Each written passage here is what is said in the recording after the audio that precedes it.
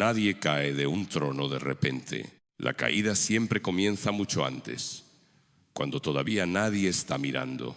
Décadas después de haber sido proclamado como el rey que salvó a España del colapso, Juan Carlos Alfonso Víctor María de Borbón y Borbón dos Sicilias terminaría aislado, cuestionado, expulsado del centro moral del país que una vez lo aclamó. El contraste es brutal. Durante años, su imagen pública fue la de un monarca cercano, pragmático, imprescindible para la transición democrática. En privado se acumulaban silencios, excesos, lealtades rotas y una soledad que el poder no logró ocultar. La paradoja central de su vida es esta: cuanto más indispensable parecía para la nación, más frágil se volvía el hombre detrás de la corona. La fama no lo protegió, el dinero no lo salvó. Y el cargo más alto del Estado no le dio refugio cuando el relato empezó a resquebrajarse. Para entender cómo un rey llegó a convertirse en su propio problema, hay que regresar al origen, no al trono, al exilio. El 5 de enero de 1938, Juan Carlos nació en Roma, lejos de España, lejos de cualquier palacio real. Su llegada al mundo ocurrió en una Europa que se deslizaba hacia la guerra y en una familia marcada por la derrota política. 7 años antes, en 1931, la monarquía española había sido abolida y el rey Alfonso XIII había abandonado el país. El apellido Borbón seguía existiendo, pero sin territorio, sin poder, sin función clara. Su padre, Juan de Borbón, conde de Barcelona, vivía obsesionado con la idea de la restitución. No era solo una ambición política, era una herida personal.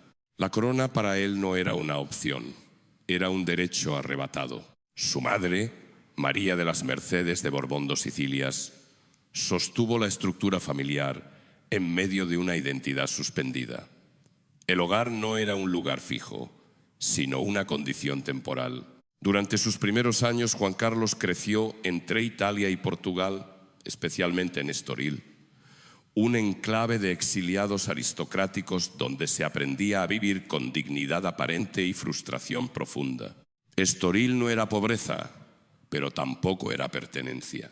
Era una sala de espera histórica. Allí, el niño aprendió pronto que su apellido tenía peso, pero no protección. El entorno familiar estuvo marcado por una mezcla constante de disciplina, expectativa y silencio. El afecto no era el lenguaje principal. La educación fue estricta, orientada desde temprano hacia un destino que todavía no tenía forma, pero que todos daban por inevitable. Juan Carlos no fue educado para elegir. Fue educado para estar disponible. El giro decisivo llegó en 1948, cuando con 10 años fue enviado a España para completar su formación. No fue un retorno familiar, fue una decisión política. El régimen de Francisco Franco, que gobernaba el país desde el final de la Guerra Civil, aceptó su presencia como parte de un cálculo a largo plazo. El niño entró al país no como ciudadano, sino como proyecto.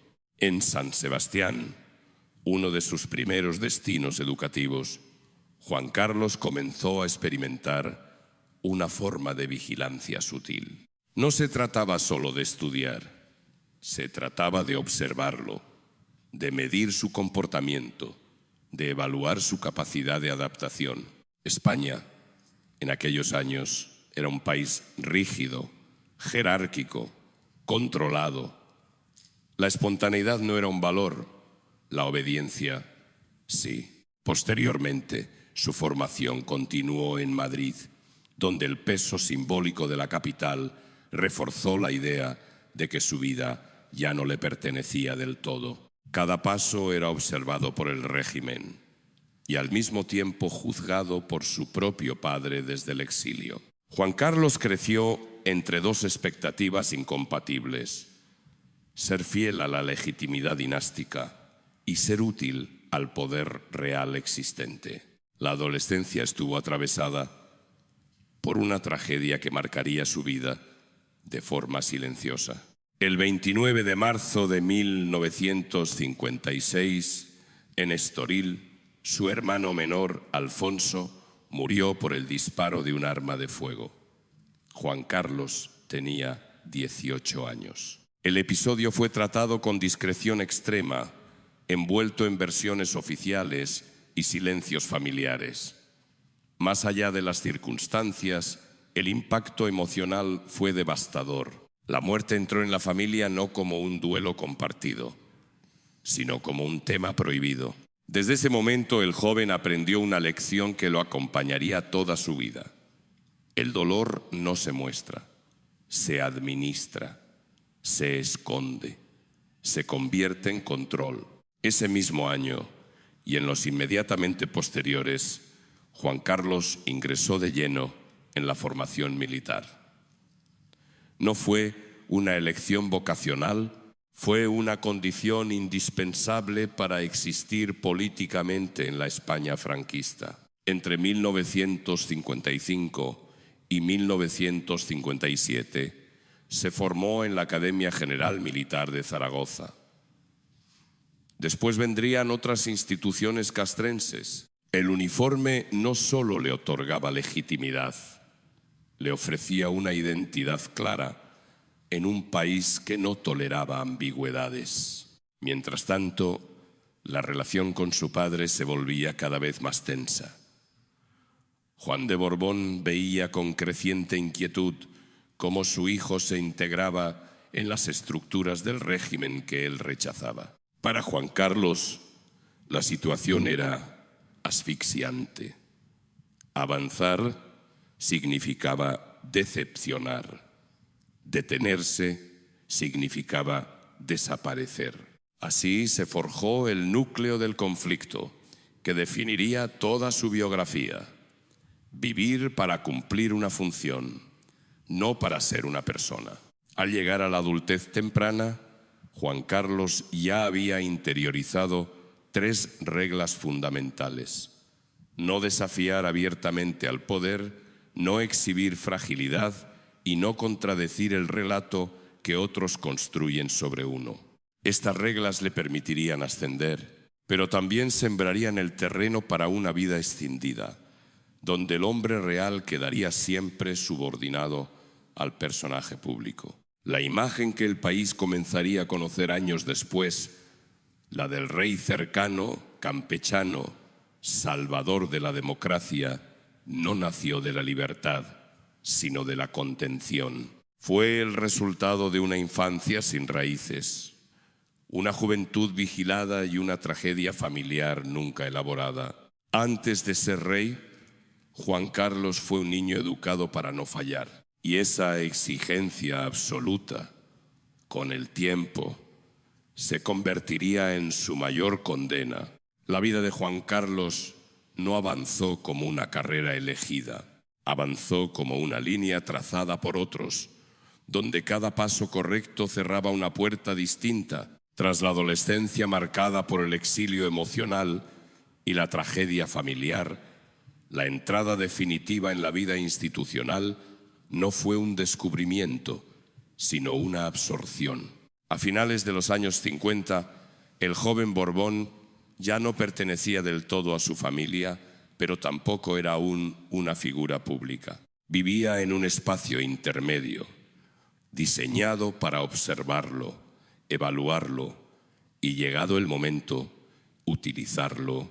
En 1957, con 19 años, Juan Carlos culminó su etapa de formación inicial como oficial en la Academia General Militar de Zaragoza. Aquella institución representaba mucho más que disciplina y jerarquía. Zaragoza era un laboratorio político-militar donde se identificaban perfiles confiables. Juan Carlos no destacó por rebeldía ni por genio intelectual. Destacó por algo más valioso para el sistema: la capacidad de encajar sin fricción. Ese mismo año marcó el inicio de una ruta cuidadosamente diseñada. Entre 1958 y 1960 fue enviado sucesivamente a la Escuela Naval Militar de Marín en Galicia y a la Academia General del Aire de San Javier en Murcia. 3 cuerpos armados, 3 regiones distintas, 3 entornos de poder. La intención era clara: que el futuro no generara rechazo en ningún sector decisivo del Estado. Cada traslado reforzaba su perfil institucional, pero también lo alejaba de cualquier noción de vida privada autónoma. Mientras su currículum crecía, la relación con su padre se deterioraba de forma irreversible. Juan de Borbón, conde de Barcelona, observaba con inquietud cómo su hijo se integraba en la estructura del régimen franquista. Para el padre, aquello era una cesión inaceptable. Para el hijo, era una condición de supervivencia. La distancia entre ambos ya no era solo geográfica o política, era existencial. Juan Carlos aprendió pronto que avanzar significaba cargar con la acusación silenciosa de haber traicionado una causa que nunca eligió. A comienzos de los años 60, el régimen empezó a mostrarlo con mayor frecuencia, no como heredero explícito, sino como figura visible, controlada, funcional. En Madrid, su presencia en actos oficiales se volvió habitual. Se lo veía junto a altos mandos militares, ministros, autoridades eclesiásticas. La imagen comenzaba a fijarse. Joven, disciplinado, respetuoso, predecible. El 14 de mayo de 1962, en Atenas, Juan Carlos contrajo matrimonio con Sofía de Grecia. Tenía 24 años. El enlace no fue únicamente un acontecimiento sentimental. Fue una operación de legitimación internacional. Sofía aportaba una imagen de estabilidad, tradición y equilibrio. Hija de un rey europeo, educada en la disciplina monárquica, encajaba perfectamente en el relato que se quería construir. Tras la boda, la pareja se instaló de forma estable en Madrid, en el Palacio de la Zarzuela, un espacio que combinaba discreción y control. Allí comenzó una vida aparentemente ordenada, marcada por agendas oficiales y una intimidad vigilada. En 1963 nació la infanta Elena. En 1965 la infanta Cristina. Y el 30 de enero de 1968 el príncipe Felipe. 3 nacimientos en 5 años consolidaron la narrativa pública de continuidad, normalidad y futuro asegurado. Pero esa normalidad era una construcción. Juan Carlos ya no se pertenecía. Cada gesto era interpretado políticamente. Cada silencio analizado. La familia, lejos de ser un refugio, se convirtió en parte del decorado institucional. El rol de esposo y padre reforzaba su imagen, pero también profundizaba la distancia entre la vida vivida y la vida mostrada. El momento decisivo llegó el 22 de julio de 1969. Ante las Cortes españolas, Juan Carlos fue designado oficialmente sucesor de Francisco Franco a título de rey. Tenía 31 años. En aquel acto, juró fidelidad a los principios del régimen. Fue un juramento que selló su destino, no porque definiera sus convicciones, sino porque eliminó cualquier margen de ambigüedad pública. A partir de ese día, Juan Carlos dejó de ser una posibilidad para convertirse en una institución en construcción. Para su padre fue una traición definitiva. Para una parte de la oposición, una claudicación. Para el régimen, una garantía. Para él mismo, una jaula dorada de la que ya no podría salir sin romperlo todo. Durante los primeros años de la década de los 70, su actividad pública se intensificó de manera notable. Representó a España en múltiples viajes oficiales, visitando Estados Unidos, diversos países de Europa Occidental y varias naciones de América Latina. En cada desplazamiento, el mensaje era el mismo: estabilidad, continuidad, control. El joven sucesor aparecía como una figura moderna, pero sin sobresaltos. En 1971 y 1972 asumió funciones representativas cada vez más relevantes, especialmente cuando la salud de Franco comenzó a deteriorarse de forma visible. El poder se acercaba, pero siempre bajo supervisión. Juan Carlos aprendió a esperar, a no precipitarse, a no mostrar prisa.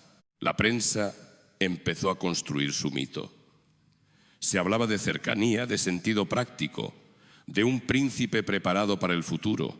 Se multiplicaban las imágenes con uniforme militar, con su familia, con líderes extranjeros. El relato de el hombre adecuado en el momento adecuado empezaba a consolidarse. Sin embargo, en el interior la fractura era cada vez más profunda.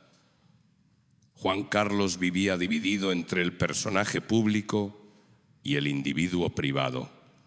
El primero crecía, se fortalecía, era celebrado. El segundo se replegaba, se silenció. Aprendía a no pedir nada. La presión por mantener una imagen impecable generaba una tensión constante. No había espacio para la duda, ni para el error, ni para la debilidad. El 20 de noviembre de 1975, Francisco Franco murió en Madrid. 2 días después, el 22 de noviembre, Juan Carlos fue proclamado rey de España. Tenía 37 años. El país asistió al acontecimiento con una mezcla de expectativa y alivio. Para muchos, aquel joven rey representaba la posibilidad de un cambio sin ruptura. El ascenso era total, el poder absoluto en términos simbólicos. La imagen, cuidadosamente pulida durante casi 3 décadas, alcanzaba su punto más alto. Juan Carlos se convertía en el centro del relato nacional, pero ese era también el instante en que la separación entre el rey y el hombre se volvía irreversible. La corona lo ocupaba todo. No quedaba espacio para la identidad fuera del cargo. La fama ya no era un logro, era una exigencia permanente.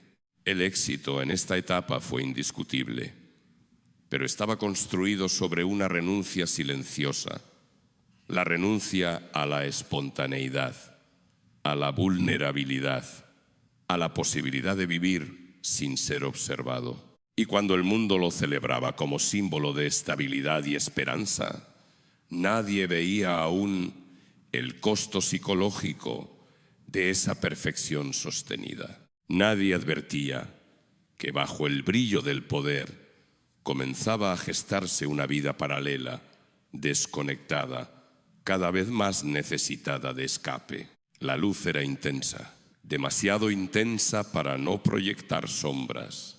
El poder no cambia a las personas de inmediato. Primero las aísla.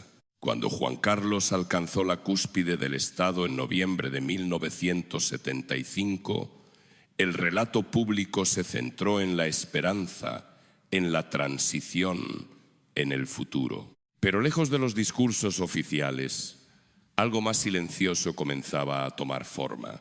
El rey, que había aprendido desde niño a contenerse, a obedecer y a no mostrarse vulnerable, se encontraba ahora en un espacio sin límites claros. El control externo había desaparecido y el control interno, cuidadosamente construido durante décadas, empezaba a resquebrajarse. La soledad del poder no llegó de golpe, se infiltró lentamente, disfrazada de privilegio. Durante los primeros años de su reinado, Juan Carlos vivió bajo una presión extrema. El país atravesaba una transformación política profunda entre 1976 y 1978. España caminó por un terreno inestable, entre reformas, resistencias y miedos latentes.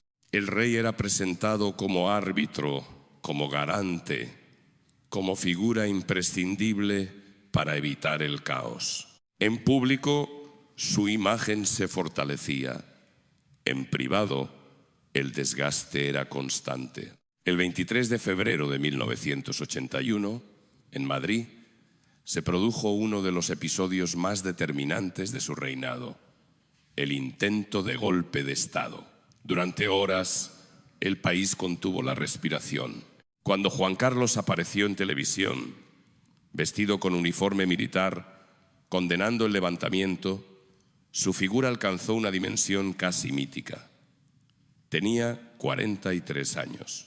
A partir de ese momento, para millones de españoles, se convirtió en el salvador definitivo de la democracia. Ese instante selló su leyenda y al mismo tiempo consolidó una peligrosa percepción, la de la intangibilidad.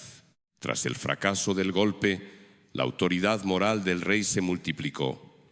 Su palabra pesaba, su pasado quedaba blindado, su conducta raramente cuestionada. El sistema político, agradecido, comenzó a protegerlo no solo como jefe del Estado, sino como símbolo. Esa protección, sin embargo, tenía un efecto colateral: eliminaba los límites. A lo largo de la década de los años 80, mientras España se modernizaba, Juan Carlos empezó a vivir una vida paralela. El matrimonio con Sofía se fue transformando en una estructura formal sostenida por la institución más que por la intimidad. La distancia emocional se volvió evidente para el entorno cercano.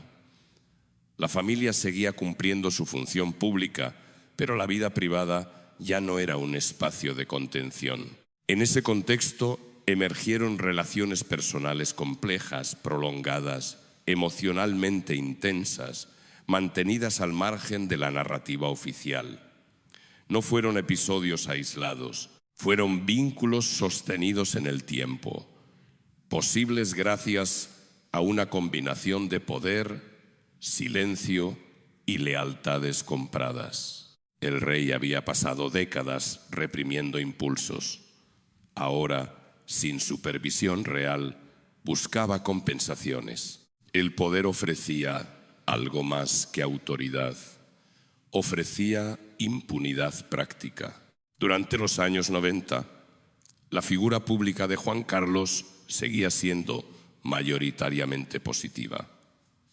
España lo veía como el rey cercano, accesible, campechano, pero en los márgenes del poder comenzaban a acumularse señales de exceso.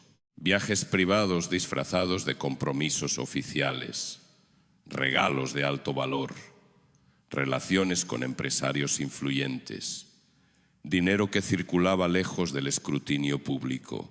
La estructura de la monarquía, diseñada para proteger al jefe del Estado, funcionaba como un escudo casi perfecto.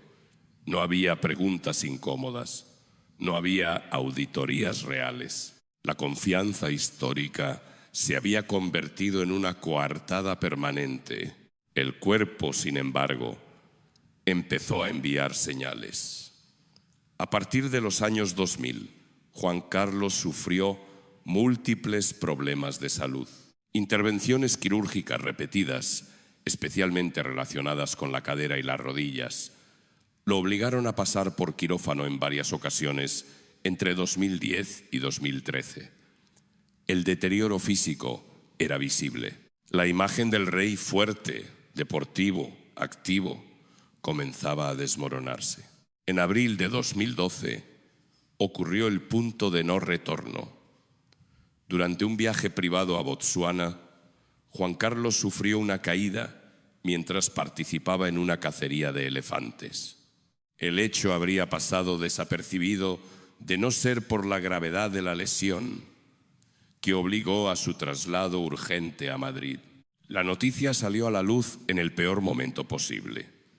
España atravesaba una profunda crisis económica, con cifras de desempleo que superaban los 5 millones de personas. La imagen fue devastadora. El rey, herido, cazando elefantes, lejos del país, mientras millones de ciudadanos sufrían. Por primera vez, el relato se quebró de forma pública. Juan Carlos pidió disculpas. No volverá a ocurrir, dijo. Fue una frase breve, tardía y simbólicamente insuficiente. La percepción social cambió de manera abrupta. La figura intocable empezaba a ser cuestionada. A partir de ese momento, comenzaron a emerger informaciones que hasta entonces habían sido contenidas. Relaciones financieras opacas, vínculos con fortunas extranjeras, intermediaciones poco claras. Nada de ello era completamente nuevo, pero ahora encontraba un contexto propicio para ser escuchado. La presión mediática aumentó. La distancia con la ciudadanía se hizo evidente. El rey ya no era el protector de la democracia. Era un hombre envejecido, enfermo, rodeado de sombras. El impacto psicológico fue profundo. Juan Carlos, que había construido su identidad sobre la aprobación pública, se enfrentaba ahora al descrédito. El aislamiento se intensificó. La familia se replegó. La institución empezó a tomar distancia. En junio de 2014, tras meses de desgaste, Juan Carlos anunció su abdicación. Tenía 76 años. El trono pasó a su hijo, Felipe VI. Oficialmente se habló de renovación. Extraoficialmente, se trató de una retirada forzada. La figura que había sostenido la monarquía durante casi 4 décadas se convertía en un problema que debía ser contenido. Pero la abdicación no detuvo la caída. Al contrario, eliminó el último velo. En los años siguientes, nuevas informaciones sobre cuentas en el extranjero, donaciones millonarias y estructuras financieras complejas comenzaron a ocupar titulares. La imagen del antiguo rey se degradó rápidamente. En 2020, Juan Carlos abandonó España y se instaló fuera del país, lejos de Madrid, lejos de la zarzuela, lejos del centro del poder que había ocupado durante toda su vida. El exilio final no fue impuesto por una revolución ni por una sentencia judicial. Fue el resultado de una acumulación de decisiones personales y silencios institucionales. El hombre que había nacido en el exilio regresaba, décadas después, a una forma distinta del mismo. La fama, que durante años lo había protegido, ahora amplificaba cada sombra. El dinero, que había facilitado la discreción, se convertía en prueba. El poder, que había garantizado impunidad, ya no estaba. Juan Carlos no cayó por un solo error. Cayó por la suma de todos aquellos límites que nunca existieron. La crisis no fue solo política o moral, fue profundamente humana. Un hombre educado para no fallar, privado de una identidad propia fuera del rol, terminó buscando compensaciones en los márgenes. El precio fue la pérdida del relato que lo había sostenido. La monarquía sobrevivió, el mito no. No todas las caídas hacen ruido. Algunas ocurren en silencio, cuando ya no queda nadie a quien convencer. La abdicación de junio de 2014 no fue presentada como una derrota. Oficialmente, se habló de renovación generacional, de estabilidad institucional, de continuidad. Juan Carlos tenía 76 años y cedía la corona a su hijo Felipe VI. El gesto fue solemne, breve, casi administrativo, pero detrás de ese acto se ocultaba una verdad incómoda. El rey, que durante décadas había sido el pilar de la monarquía, se había convertido en su mayor vulnerabilidad. La abdicación no cerró una etapa, la abrió. En los meses posteriores, Juan Carlos pasó a ocupar una posición ambigua. Ya no era jefe del Estado, pero tampoco un ciudadano común. Vivía aún en España, moviéndose entre Madrid y la Zarzuela, rodeado de un círculo cada vez más reducido. La protección institucional se transformó en distancia calculada. La prioridad ya no era proteger al hombre, sino salvar a la institución.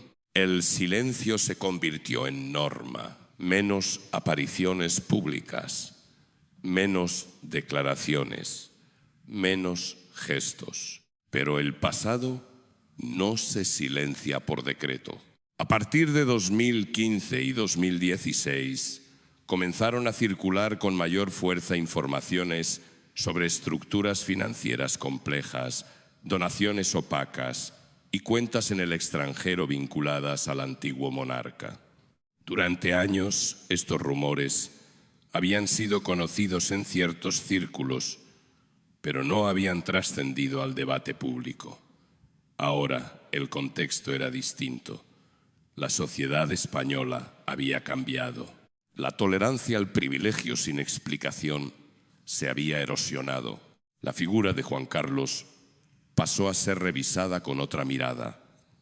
El rey, que había sido celebrado por su papel histórico, empezó a ser analizado por su conducta personal. El relato heroico se fragmentó. Lo que antes se explicaba como discreción empezó a percibirse como ocultamiento. En 2020, el deterioro de la situación alcanzó un punto crítico. La presión mediática, política y judicial se intensificó. En ese contexto, Juan Carlos tomó una decisión que marcaría el último gran giro de su vida: abandonar España. No fue una expulsión formal, fue una salida pactada, silenciosa, diseñada para reducir el impacto sobre la corona reinante. El lugar elegido no fue casual.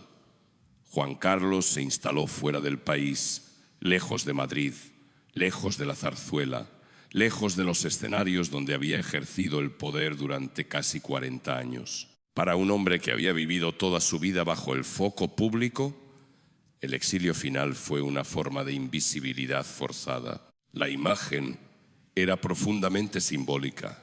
Había nacido en el exilio y regresaba a él no por la derrota de una monarquía, sino por el desgaste de una reputación. En los años siguientes, su vida transcurrió en una mezcla de aislamiento y atención intermitente. Cada nueva información sobre su patrimonio, cada investigación archivada o reabierta, cada comunicado oficial reavivaba el debate. Juan Carlos ya no controlaba el relato.